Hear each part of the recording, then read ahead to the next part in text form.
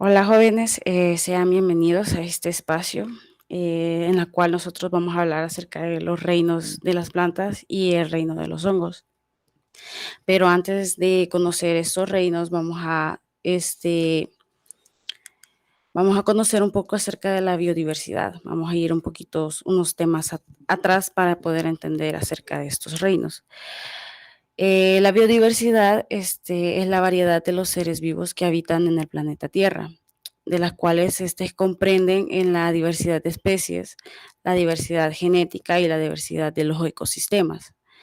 En este caso nos ampliaremos más que todo en la biodiversidad o la diversidad biológica, que se refiere a la amplia variedad de seres vivos sobre la Tierra y a los patrones naturales que lo confortan, resultado de miles de millones de años de evolución según los procesos naturales y también de la influencia creciente de las actividades del ser humano, ¿verdad? Conforme nosotros también, los seres humanos, vamos evolucionando, al igual también hay los procesos naturales evolucionan. El modo de clasificación de estos seres vivos es según el lugar en donde viven, ya sean organismos acuáticos o terrestres, según su ecosistema, también en la forma de obtener la energía, según el tipo de respiración y el número, y dependiendo del número de células también. Media vez entendido esto, nosotros vamos a poder entender que la biodiversidad se divide en reinos. La mayoría de los biólogos actuales reconocen que son 5 reinos. Entre ellos están moneras, los protistas, los hongos, las plantas y animales, que se basan más que todo en la organización celular, en la complejidad estructural y en el modo de nutrición de estos. Aunque en la ciencia actual se definen que son 7 reinos de los seres vivos. Estos conformados por reino animalia, que son los animales, reino plantae, que son las plantas, reino fungi, llamado también reino de los hongos, el reino cromista de los cromistas, el reino protozoa de los protozoarios, el reino archae de las arqueas, lo siento, y reino bacteria de las bacterias. Media vez conocido estos términos o la diversidad más que todo y la clasificación de los reinos, vamos a comprender el reino de las plantas y el reino de los hongos. Como agenda nosotros tenemos, bueno, más que todo les voy a explicar acerca de qué son las plantas, las características que ellas poseen, más que todo las generales, al igual que su clasificación. Les voy a dejar una pequeña actividad en las cuales ustedes van a realizar aparte. También vamos a hablar acerca de los hongos, de reino fungi y su clasificación, al igual que su importancia tanto ecológica y económica, al igual que gastronómica. Como objetivos del tema, el objetivo es que conozcan el comportamiento de las plantas y los hongos dentro de sus ecosistemas, al igual que la clasificación en la forma en las cuales ellas se subdividen, al igual que la diversidad de especies encontradas en ellas. También se busca clasificar el reino plantae y el reino fungi mediante criterios. Esto según a su sistema vascular y el desarrollo de células. Pero antes de empezar, nosotros a definir qué son las plantas. A simples palabras, nosotros podemos determinar que las plantas son seres vivos, como las personas y el resto de animales, que nos proporcionan alimento con sus diferentes partes comestibles, ya sean hojas, frutos, entre otros, dependiendo del tipo de planta que sea. Ahora les voy a dar una definición un poquito más teórica en este caso, que es necesario que ustedes conozcan. La principal característica del reino plantae es la presencia de la clorofila. Y, las plantas, perdón, producen su propia energía.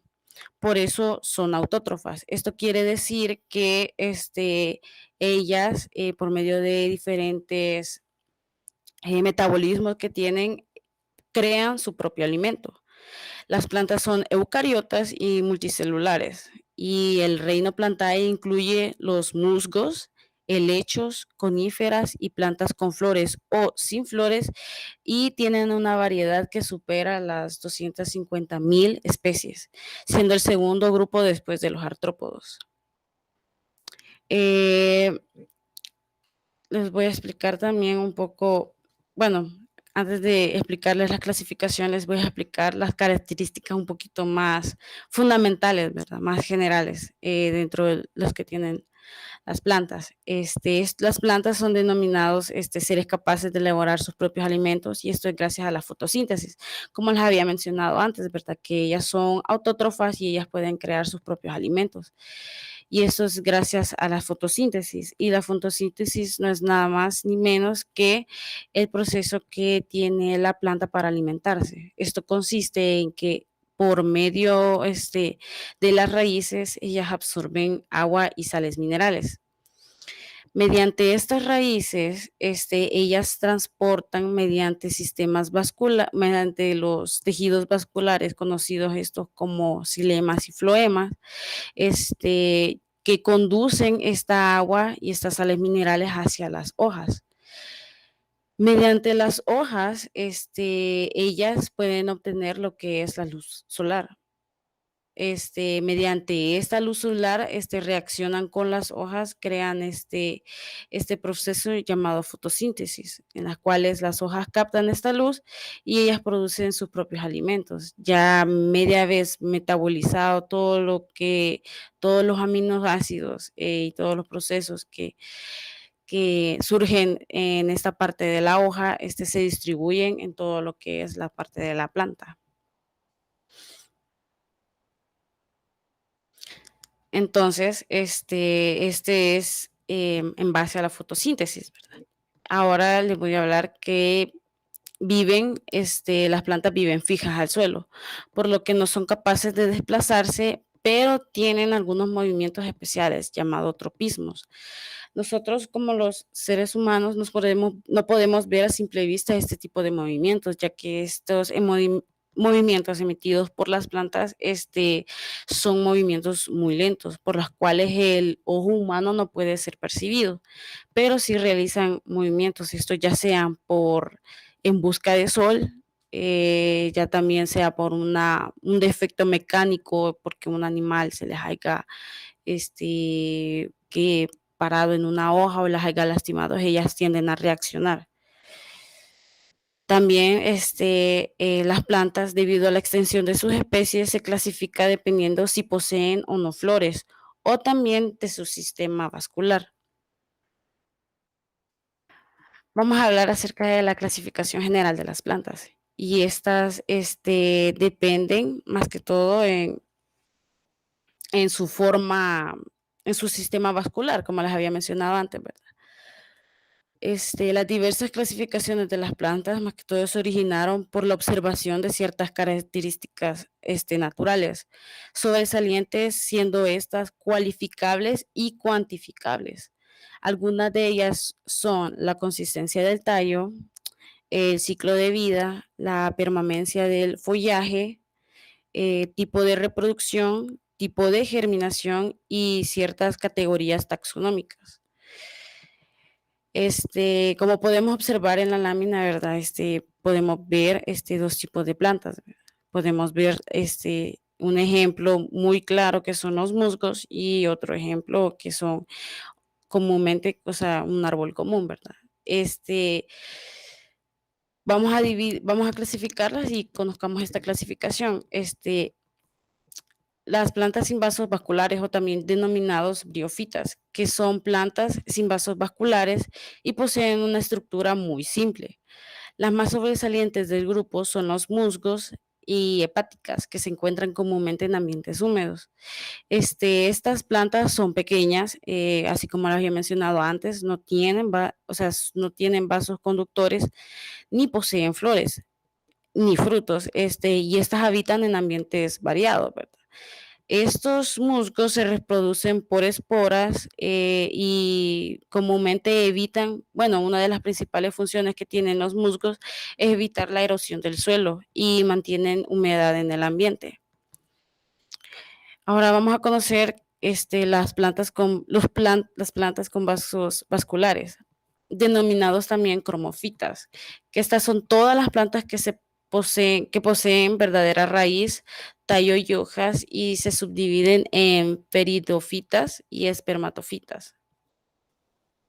Estos, bueno, como su misma definición le dice que presentan raíz, tallo y hojas, y estos son verdaderos, por los cuales nosotros podemos denominar que estas plantas presentan un desarrollo celular completo. Ahora vamos a hablar acerca de las peridofitas y espermatofitas.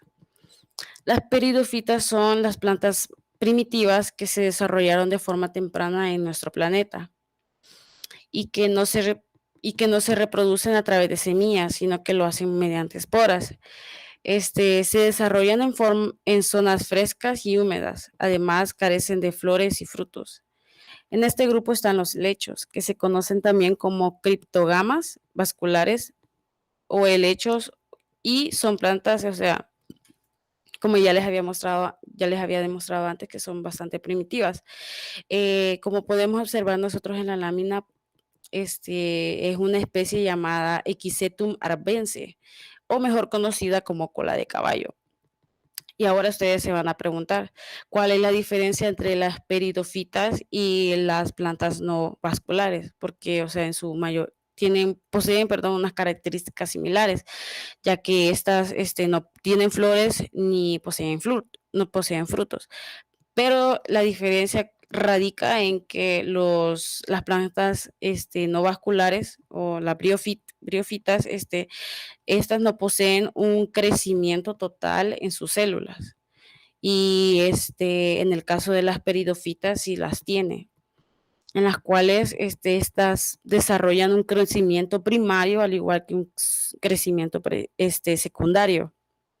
En cambio, las briofitas no desarrollan no desarrollan bien su sistema, ¿verdad? Y entre las espermatofitas nosotros comprendemos la subdivisión de las angiospermas y las gimnospermas. Las angiospermas contienen las semillas envueltas en un fruto. Se dividen en monocotiledóneas y dicotiledóneas. Las angiospermas también son el grupo de plantas más abundantes y diversas que producen flores y frutos con aromas para atraer a los polinizadores. Como nosotros podemos observar en la lámina, la especie llamada Eliatus agnus, que son los girasoles, o mejor conocidos como girasoles, ¿verdad? Cuando nosotros hablamos como aromas para atraer a los polinizadores es porque ellos en su polen llaman más que todo a lo que son los agentes polinizadores, ya sean estos abejas u otro cualquier moscas o cualquier insecto, en los cuales nosotros podemos ver que son llamativos a sus ojos, ¿verdad? Por eso es que estas son diversas y que producen flores y frutos. Y estas no solamente son llamativas a simple vista a los insectos, sino que también a los seres humanos, en las cuales también estas poseen cierto valor económico en en su naturaleza. Esa es una de las características también que tienen las angiospermas que proporcionan un valor económico. También vamos a hablar de las gimnospermas. Son plantas con semillas que no están envueltas en algún fruto y popularmente conocidas como coníferas.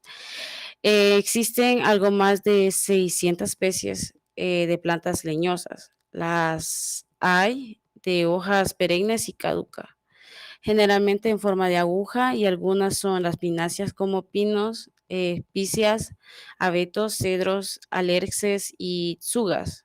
Los que podemos observar en la lámina son unas llamadas Pinus silvestris, que es comúnmente llamado pino silvestre. Estas son más, o sea, son las más comunes encontrar en los que son en cualquier ecosistema, ¿verdad?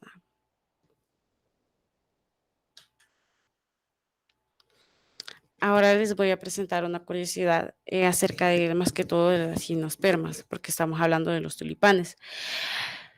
Perdón, de las angiospermas. Los bulbos del tulipán solían ser más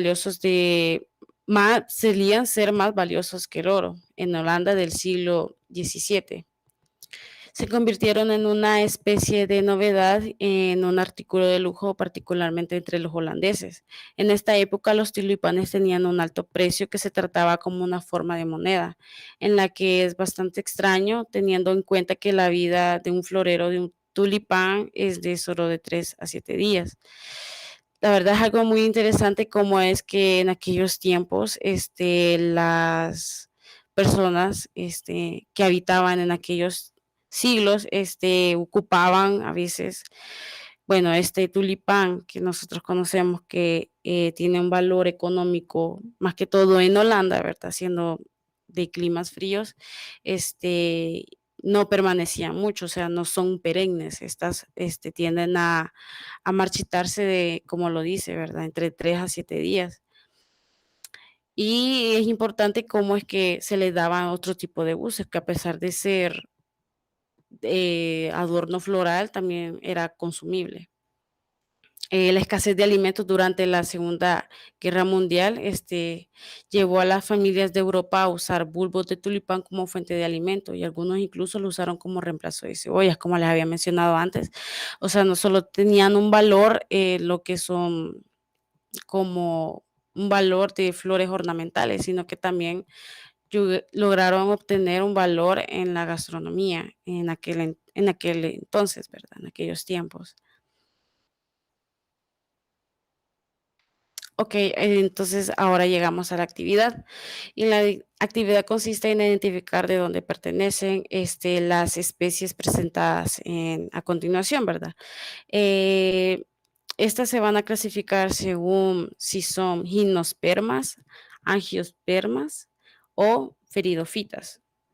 Es una actividad que no se va a realizar ahorita en este momento, más sin embargo, es importante que ustedes sepan qué tipo de especies, perdón, qué tipo de, en qué clase de subdivisión se encuentran ellas.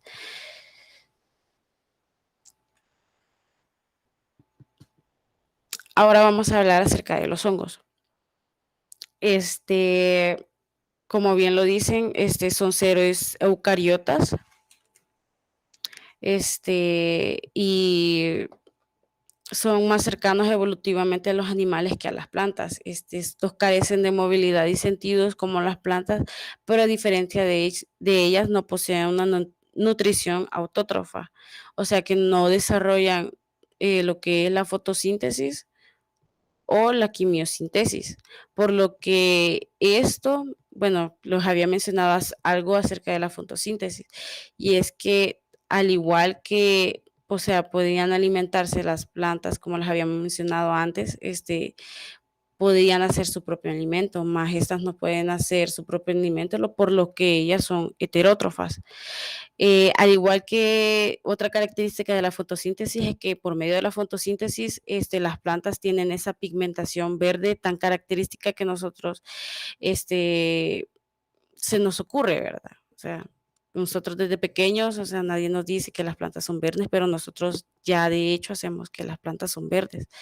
Entonces, este proceso llamado fotosíntesis no lo hacen los hongos, por lo que pueden observar en esta lámina que no, o sea, no poseen ningún color en específico, se ven amarillentas entre blancas, por lo que no hacen este procedimiento, entonces es por eso que ellas son muy incoloras, son pálidas. Sino que consumen materia orgánica disponible, que les había mencionado antes de la nutrición heterótrofa. Además, las paredes de las células poseen quitina en vez de celulosa. Celulosa es un aminoácido que también las plantas son las que también las producen las plantas. En cambio, como ellas no producen celulosa, producen en cambio quitina, que es otro aminoácido en las cuales ellas las recubre toda la capa de la planta. Externa, claro. Ahora vamos a conocer su clasificación. Y estos suelen ser parásitos, aunque otros establecen relaciones de beneficio mutuo como algas para formar líquenes. Y estos se clasifican en ficomicetes, que se parecen a las algas y su vida acuática, como el del molde pan y de las frutas, y eumecetes, que son los que poseen infas, perdón, aquí me equivoqué, era hifas, nifas, y bien desarrolladas y se dividen en ascomicetos, que producen esporas en el interior de una célula llamada asca, como los mohos de color verde, entre los que se encuentran la penicilina y micetes, lo siento, que incluyen la roya de cafeto y los champiñones. Como podemos nosotros observar en la lámina, ¿verdad? Que los hongos se clasifican mediante los ficomicetos y eucomicetos. Y entre los ficomicetos encontramos los mohos de pan, el moho de pan, y podemos observar que es diferente a los que son las eumicetos, tanto como estructura como en su desarrollo, es como su desarrollo de estos en las plantas. En eumicetos nosotros todavía tenemos otra clasificación, ¿verdad? Que son los ascomicetos y los basidiomicetos. De ascomicetos podemos decir que está la penicillium, que esa también es usada en forma medicinal, y la colmenilla. Y en el caso de los basomicetos, nosotros encontramos los royas, y encontramos también los setas. Estos setas también tienen un valor tanto económico, debido a que estas son comestibles, ¿verdad? Por lo que esto los hace muy características acerca de los hongos, acerca de los basidiomicetos, perdón. Bueno, en forma general, los hongos tienen una importancia ecológica vital. Ellos son descomponedores de materia orgánica, al igual que las bacterias, los insectos y los gusanos, que reciclan nutrientes entre la naturaleza y liberan estas sustancias que van a emplear otros organismos. También encontramos otro tipo de hongos que crecen alrededor de las raíces de las plantas, pasando a estas nutrientes como el fósforo, mientras la planta suple a los hongos de carbono. Más que todo, estos tipos de hongos son llamados micorrizas, en las cuales estos viven prácticamente a la par de lo que es la planta, y por medio de sus raíces, estos hacen un traslape, podríamos decirlo, ¿verdad? De fósforo, que el hongo le pasa fósforo a la planta y la planta le pasa carbono al hongo. Y eso es la simbiosis que hace el hongo con las plantas. Obviamente que no son este tipo de hongos, no son estas setas, estas son setas, pero no son este tipo de hongos, sino que son otros, en las cuales también tiene una diferente estructura, pero era necesario mencionarles esto debido a que anteriormente se les había mencionado que eran más que todo de bacterias. Y pues también, o sea, los hongos tienen una vital importancia, dado que también pueden realizar estas. Obviamente, ya les había mencionado antes que no todos los hongos tienen podríamos decir, se tienen esta cualidad, ¿verdad? Aquí, como les había mencionado antes, dicha relación surge de la palabra micorrizas, que mico de hongo y risas de la raíz, ¿verdad? Y les había explicado que por medio de la raíz hay un traslape de nutrientes. Y esto sería más que todo lo más fundamental para conocer acerca de este tema. Por cualquier duda, solicitarla al licenciado y a su profesor correspondiente, y les doy muchas gracias por unirse a la clase del día de ahora. Ánimos, les deseo todo lo mejor y pasen feliz día.